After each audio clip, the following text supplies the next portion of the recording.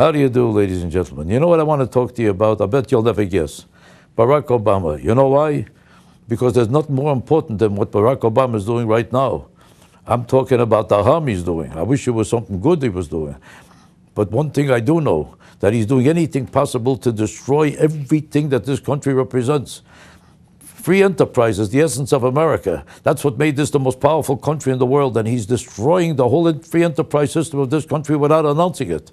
While he's telling you about how he's trying to help everybody get a job, we're losing jobs every day. He came in with 6.5% unemployment, that's 10% unemployment. While he's telling you he's worried about the deficit, he created a $900 trillion deficit. He could take any action in a second and a half that will destroy the economy and do everything to undermine everything America represents, a nationalistic healthcare system where all of a sudden nobody will be able to get health care without waiting 6 months, 10 months, or a year and a half for any operation that's necessary.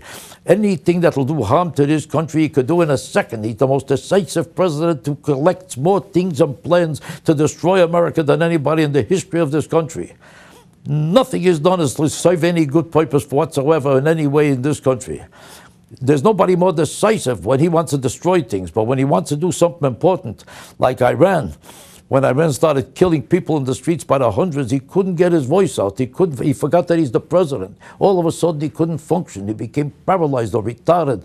And it took him a week and a half to even say there's anything wrong with what they're doing. They're killing people in the streets. And his first explanation was, we have to think it over because both sides are not right, and we have to find out who's wrong. And then they killed more people. And he says, maybe they're wrong, but we don't know how wrong. Then they killed more people, and they say it's beginning to notice that it's really probably very wrong. Then they killed that girl, a 16-year-old kid, and he says, oh, this is outrageous. In other words, all the killings that were going on that killed hundreds of people, he didn't notice it until everybody in the country got so furious, and Congress voted 300 to 1. Only one vote against it. Congress voted to condemn that country. It finally took a hint and said to himself, hey, if everybody is calling me names, I better say something. So he said something, and again, he did nothing.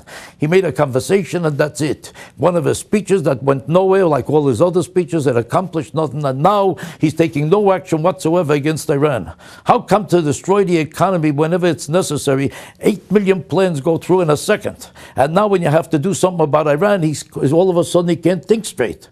Here is a country that a man could do anything he pleases. Right now, he could organize all the free countries of the world, all the democracies of the universe, and let them get together and create sanctions against Iran that will paralyze their whole economy and destroy their ability to ever kill anybody, because they'll become a functionless, powerless, helpless society. He could easily accomplish this. The UN is supposed to do this, but the UN is a wealthy bunch of frauds and lowlifes and pigs whose only purpose every time they have a meeting is to call America names for our own money. They come here, we pay the rent, we pay the expenses, and they abuse us every time they get together. So forget the UN. Can't you call a meeting of the democracies of the world to destroy Iran, to destroy their economy, and make them worthless and hopeless as a country so that they won't have any choice but to adhere to principles and of decency and stop killing people in the streets? You could do it. And nobody else could do it better than you. For the first time in your life, do something good. Take an action that serves a purpose for the good instead of destroying the economy of America.